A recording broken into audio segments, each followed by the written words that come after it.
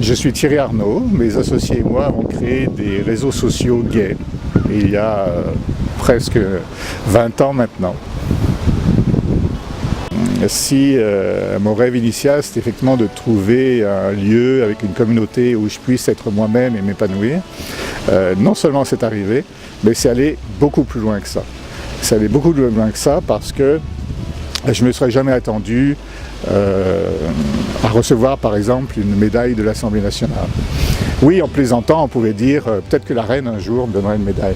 Mais d'abord j'ai appris que les médailles de la reine sont peut-être pas très bien vues au Québec et j'y croyais pas vraiment. On parle de rêve, puis il y a plusieurs significations au mot rêve, mais vraiment quand je suis, intéressé par un sujet ou que je suis stressé par des choses qui se passent, la nuit je rêve vraiment que je fais des discours, que je dis aux gens leur vérité ou quoi faire, etc. Ce qui est amusant, c'est que avec la présidence de la Chambre de commerce et celle du Conseil québécois LGBT, j'ai des galas et là, effectivement, je fais des discours et je fais des discours aux hommes politiques québécois. Alors ça, l'avoir rêvé, ça, j'aurais jamais rêvé quelque chose et là, ça va vraiment au-delà de mes rêves. En fait, c'est curieux à dire, mais est-ce que c'est parce que j'étais gay? Est-ce que c'est parce que j'étais dans une société qui n'acceptait pas cette orientation sexuelle? Je me suis toujours senti mal en France. En fait, je me suis toujours senti attiré par les États-Unis, par un côté de l'Amérique du Nord avec plus de liberté et la possibilité de faire ce qu'on a envie de faire et d'être ce qu'on veut être.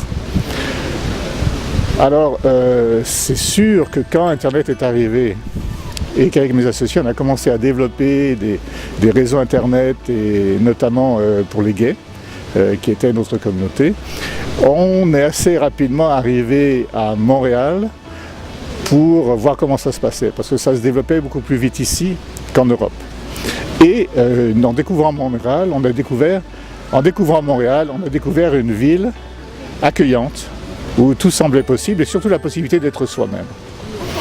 Donc mon immigration, et ça je l'ai dit plusieurs fois, et je le redirai souvent, c'est une double immigration. Oui, je change de pays, et je découvre une nouvelle culture, un nouveau pays, mais je change aussi de communauté. Et je décide de vivre dans ma communauté ouvertement en tant que gay. De toute façon, je n'aurais pas pu me cacher. C'était terminé. Quand on travaille dans ce métier-là, c'est sûr qu'a priori, on a la même orientation sexuelle que ceux qu'on défend. Il y a certainement eu plusieurs défis. Le principal, c'est cette langue. On croit qu'on est français, qu'on a la langue française, et on vient ici, mais c'est pas la même culture. Donc c'est pas les mêmes expressions, c'est pas la même façon de penser. C'est ça qui est le plus important, c'est que derrière, c'est pas la même façon de penser. Par exemple, les Français aiment bien toujours avoir raison, et je pense que avoir raison au Québec, c'est peut-être pas une raison suffisante. C'est amusant à dire, mais c'est un petit peu ça que j'ai appris. Il y a plein de défis. Le défi de l'immigration quand on arrive, c'est qu'évidemment tout est beau, tout est excitant, tout est nouveau, etc. Mais au bout de quelques mois, le stress, ça c'est un stress positif, mais c'est quand même un stress. Donc il y a une petite fatigue. Puis le printemps arrive, on a découvert la neige qui dure longtemps. Puis le printemps arrive, puis là, qu'est-ce qui arrive? Le printemps arrive. Moi j'aurais eu envie de retourner à Versailles. Oups, c'est à 5000 km. Il faut se créer de nouveaux souvenirs, il faut se créer de nouvelles habitudes, de nouveaux endroits où relaxer, où pouvoir se ressourcer. Ça, c'est un défi aussi, parce qu'on a toujours tendance à vouloir se ressourcer dans ce qu'on a connu quand on était enfant ou adolescent, ce qui nous ramène à notre éducation, à quelque chose de stable. Là, il faut trouver ces lieux-là, il faut trouver ces moments-là. Ça, c'est un défi.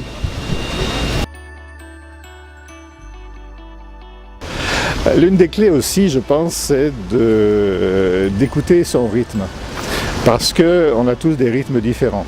Et l'arrivée, effectivement, est excitante, mais c'est aussi fatigant. Alors, prendre des repos, se faire des amis, se trouver des amis pour parler de ça, pour échanger, soit des amis avec qui on vit la même chose, soit des amis québécois. Moi, j'en ai eu vraiment qui m'ont aidé. Et il faut respecter aussi son rythme, il faut donner du temps au temps. Et puis quand vous êtes vraiment fatigué, quand vous pensez que c'était mieux en France ou ailleurs, Retournez donc là-bas.